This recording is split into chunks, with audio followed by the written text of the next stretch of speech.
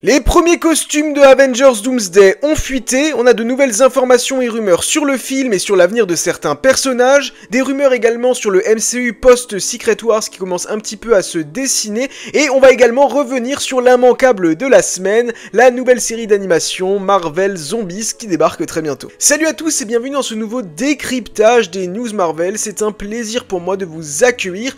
Alex from CC a fait une nouvelle Q&A, My Cosmic Circus, c'est l'un des scoopers les plus fiable du game Marvel, et donc on a de nouvelles informations et rumeurs à voir ensemble, et vous avez très probablement vu passer, ne tergiversons pas, cette fuite de Avengers Doomsday tout simplement exceptionnelle. Le tournage est en effet terminé, et à l'occasion de nombreuses équipes qui ont travaillé sur le film ont reçu des cadeaux, et un genre de tote bag a fuité, et si on le regarde de près, on peut voir les premiers costumes de certains personnages. Le costume de Doctor Doom, qui, de ce qu'on voit là, est similaire à la fuite qu'on a eue très récemment, un nouveau costume par exemple pour Shang-Chi. Les costumes des 4 Fantastiques ne sont pas très différents. James Marsden, Cyclope qui a un costume très comics accurate. Le Professeur X qui même lui s'offre un costume avec un petit XD X-Men dessus. Et mon chouchou, le personnage de Thor. Thor Prime est de retour mesdames et messieurs. Thor cheveux courts est de retour. Thor cheveux courts, c'est probablement le meilleur moment du personnage de Thor, donc ça ne me choque pas énormément que les frères Russo qui ont massacré le personnage de Thor dans Endgame et qui l'ont sublimé dans Infinity War, veulent se racheter pour ce qu'ils ont fait dans ce film, et donc c'est le retour de Thor Prime. Je vous laisse bien évidemment regarder l'image de votre côté si vous voulez voir les premiers costumes. Malheureusement, ça ne dévoile pas de nouveaux personnages, bon, c'est assez logique, on le sait, ils veulent garder certains personnages secrets, mais ça fait quand même trop plaisir. Le Raft est un lieu iconique de l'univers Marvel, et pourtant pour l'instant dans le MCU il n'a pas été très utile, mais il devrait bel et bien faire son retour dans Avengers Doomsday, et Alex nous précise qu'une version équivalente au Raft de Jonathan Hickman dans Secret Wars serait aussi prévue. Côté calendrier, il ne pense pas qu'il y aura de retard pour Spider-Man Brand New Day ou encore ce film Avengers Doomsday. Et il répond également à une très grande question. Pendant plusieurs mois, on a théorisé sur le fait qu'on pourrait éventuellement avoir une version maléfique des Avengers venue du multivers dans ce Avengers Doomsday. Un Thor maléfique, le Hulk en version Maestro, et j'en passe encore beaucoup d'autres éléments qu'on avait un peu théorisé suite au fait que Robert Downey Jr. va incarner le personnage de Doctor Doom. Et bien Alex nous précise que non, il n'y aura pas d'équipe d'Avengers maléfique. Il y aura bel et bien des variantes du multivers, il y aura bel et bien des équipes ennemies qui vont être créées, différentes équipes, mais il n'y aura pas spécifiquement une équipe de Dark Avengers, ça n'arrivera pas. Et comme je vous l'ai dit tout à l'heure, le tournage est donc terminé, wrap it up, pour Avengers Doomsday, qui va donc avoir un long moment de post-production, c'est toujours bien, ils vont pouvoir faire de très beaux effets spéciaux, il y aura évidemment quelques reshoots qui sont à prévoir, mais ça devrait être relativement assez mineur. Enfin, ça c'est ce que je suppose, mais j'imagine que ça devrait être assez mineur, bien que les reshoots, on le sait, c'est quelque chose d'inévitable chez Marvel Studios. Les Russo n'ont pas que massacré le personnage de Thor. Dans Avengers Infinity War et Avengers Endgame, ils ont également massacré le personnage de Hulk. Pourtant, beaucoup de gens gardent espoir en ce personnage, et Alex nous rapporte des informations intéressantes dessus. Il déclare qu'il y a toujours quelques petits problèmes de droit avec le personnage de Hulk, mais que dans Spider-Man Brand New Day et Avengers Doomsday, Hulk serait plus terrifiant que jamais, au point de potentiellement tuer quelqu'un. Et si cela nous amenait justement à avoir la version Maestro, en tout cas je pense que le fait que Hulk redevienne un Hulk vraiment très sauvage est forcément une bonne chose. Bruce Banner est beaucoup trop calme ces dernières années, il se contient depuis maintenant trop longtemps et il va forcément finir par exploser, et ça aura lieu dans ce film Spider-Man Brand New Day. Il devrait exploser, et d'ailleurs on sait un peu pourquoi, car il ne supporterait pas le fait de voir de nombreux Hulk arriver un peu partout, sa plus grande crainte que oui, il y ait de nombreux Hulk. Que l'Intelligentsia a réussi à carrément recréer le sérum permettant de transformer des gens en Hulk, ou encore ce qui est arrivé évidemment avec le président Ross, qui est devenu le Red Hulk en direct à la télévision à Washington dans les événements de Captain America Brave New World. Il nous précise qu'il n'y a pas de film solo Hulk en préparation, ni de film Namor en préparation pour le moment, car oui, les deux personnages appartenaient au même studio, au studio Universal. Par contre, il y aurait bel et bien un projet qui serait toujours en développement, du nom de World War Hulk ou bien Planète Hulk, et ce projet prendrait place après Avengers Secret Wars. Il y a donc de bonnes chances pour que Mark Ruffalo reste toujours Bruce Banner Hulk après les événements de Secret Wars, et c'est pas vraiment un film solo, mais mais je considère ça, si on a un film qui s'appelle World War Hulk ou un film Planète Hulk, que c'est presque un film solo Hulk. Et c'est un projet qui me botterait énormément. Il est temps qu'on remette le personnage de Hulk sur le devant de la scène, et c'est pour ça que d'un côté je trouve qu'il n'a pas forcément sa place dans Brand New Day, mais je suis quand même très content de le revoir. Notre vrai Hulk, il nous a manqué. Une série que j'attends beaucoup, c'est la série Vision Quest. En effet, Vision Quest est censé terminer cette trilogie qui a été lancée par WandaVision en 2021, composée donc de WandaVision, Agatha All Along, et qui va donc se terminer par Vision Quest. Honnêtement, si la série Vision Quest est du même niveau que WandaVision et également la série Agatha All Along, ce sont des séries, mais ce sera une des meilleures trilogies du MCU. J'ai adoré ces deux premières séries, que ce soit WandaVision et Agatha All Along, je ne l'attendais pas du tout, et ça a été une excellente surprise. C'est l'une de mes séries Marvel préférées, j'ai adoré Agatha, et donc j'attends énormément Vision Quest qui s'offre de nouvelles informations. En effet, selon Alex, Vision Quest devrait sortir entre Spider-Man Brand New Day et Avengers Doomsday, donc probablement vers septembre-octobre 2026. Il confirme également un casting, que le personnage, qui sera joué par Roarid Molika, serait bel et bien la réincarnation du personnage de Tommy Maximoff.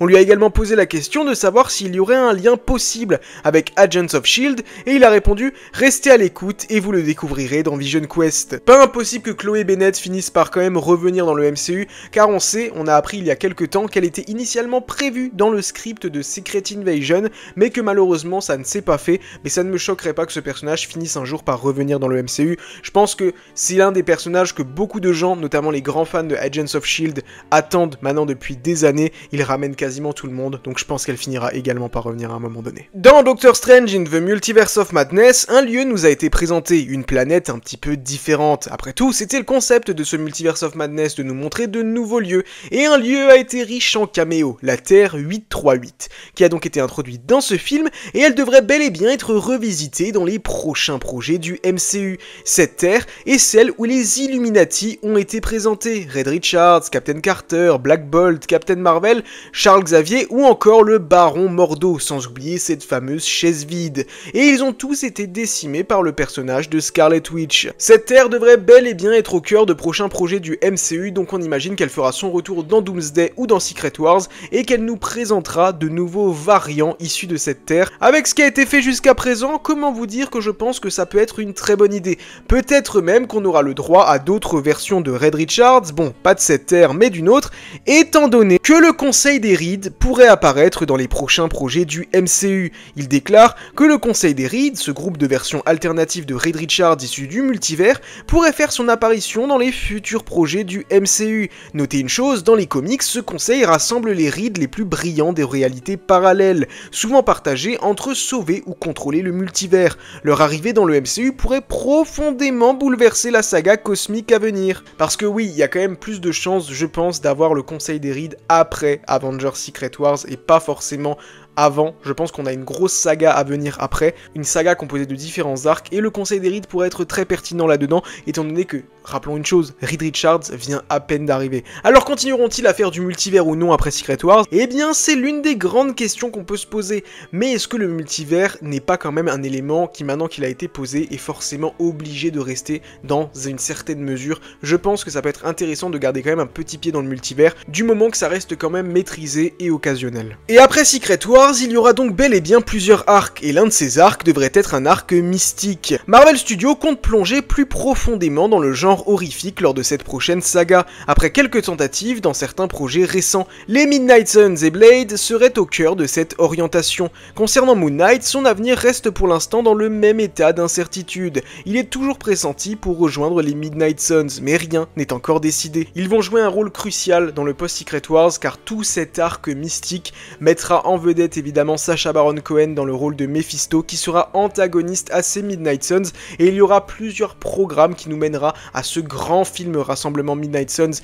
qui pourrait soit être un film Midnight Suns, soit un film Doctor Strange, où on devrait justement voir le personnage de Mephisto, selon des rumeurs précédentes, tenter de transformer Las Vegas en le nouvel enfer sur Terre. Donc il y aura évidemment peut-être une saison 2 à Moon Knight, le film Blade qui finira forcément par arriver à un moment donné, et encore d'autres programmes autour, sans oublier l'arrivée du Ghost Rider. Des personnages Street Level pourrait également se retrouver au cœur de cette mêlée.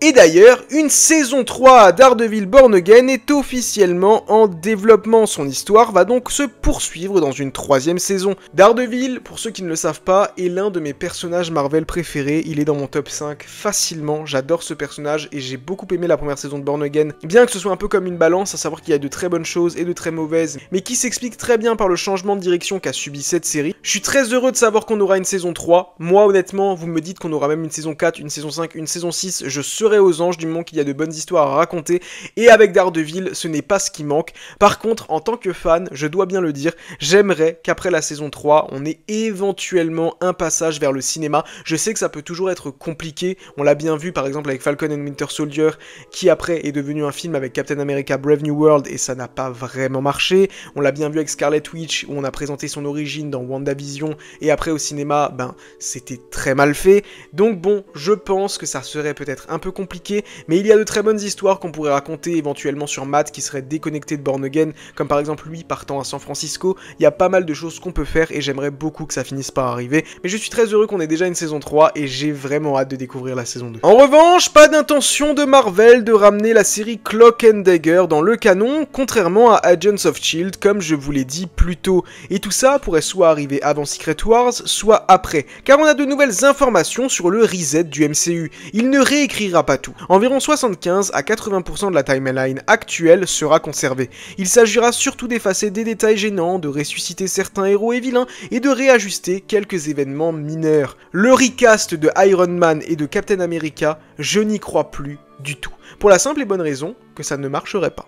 Parce qu'on est dans une ère aujourd'hui où chez Marvel Studios, tout ce qui marche, c'est la nostalgie. C'est quand on ramène des anciens personnages et qu'on raconte des histoires intéressantes autour d'eux. Deadpool et Wolverine nous l'a bien prouvé, tandis que les 4 Fantastiques nous a ramené des personnages populaires, des personnages qui sont relativement populaires, la première famille Marvel, et pourtant, le film n'a pas marché. C'était des personnages qu'on n'avait jamais vus, et j'ai adoré ce film. Je suis très triste qu'il n'ait pas marché, mais j'ai confiance en la suite, après leur présence dans Doomsday Secret Wars, pour mieux fonctionner au box-office. Je pense sincèrement que Chris Evans va rester Captain America pendant encore très longtemps après Doomsday Secret Wars. Je pense qu'il est de retour définitivement. Ça ne me choquerait pas que Robert Downey Jr. revienne également dans son rôle de Iron Man ou reste Doctor Doom. Je pense que les seuls nouveaux castings qui sont à prévoir sont pour les X-Men, et encore même pas tous les X-Men. Ça me choquerait pas que James Marsden reste Cyclope, et évidemment que Hugh Jackman reste Wolverine. Alors qu'Halloween se rapproche de plus en plus, Marvel nous sort sur Disney+, la série Marvel Zombies, une série qu'on attendait quand même depuis un moment, qui avait été annoncée déjà depuis quelques années. Eh bien, on a de nouvelles informations dessus. Marvel Zombies sera la première série TVMA de Marvel Animation, une série sombre et plus violente que tout ce qu'on a pu voir en animation dans le MCU jusqu'à aujourd'hui. L'équipe créative s'est directement inspirée de la mini-série comics Marvel Zombies de 2005 de Robert Kirkman, qui est également derrière The Walking Dead, et également derrière Invincible. La série ne se limite pas au genre horrifique, elle a aussi été influencée par le Seigneur des Anneaux avec un ton de quête épique. L'histoire se déroulera 5 ans après l'épisode What If Zombies, mais pas besoin d'avoir vu cet épisode pour comprendre la série. Et attendez-vous à de nombreux personnages et de très nombreux easter eggs dedans. Voilà, très heureux d'avoir pu faire un décryptage des news Marvel. Il y en a eu beaucoup, qu'on soit honnête, il y en a eu beaucoup en vrac, mais ça m'a fait très plaisir. Vous aurez remarqué que je n'ai pas abordé Spider-Man Brand New Day, tout simplement car il y a eu tellement de news que ça mérite une vidéo, une spéciale Spider-Man Brand New Day, qui évidemment du coup arrive très bientôt. Encore merci à The Daily Marvel Bugle sur Instagram, je vous conseille vivement de le suivre. N'hésitez pas non plus à vous abonner à cette chaîne, à laisser un pouce et à activer la cloche, me rejoindre sur Instagram et TikTok NateVerseFR, et nous on se donne rendez-vous très bientôt dans le Battle World.